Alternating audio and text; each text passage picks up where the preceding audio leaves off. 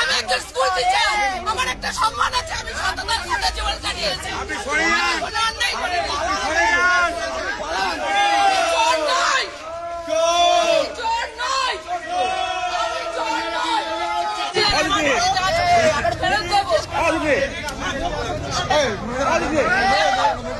আমি আজকে সুসাইড করবো, এর জন্য কিছু কৃষ্ণনগরের এমএলএ থেকে শুরু করে প্রত্যেকটা জনগণ দায়ী।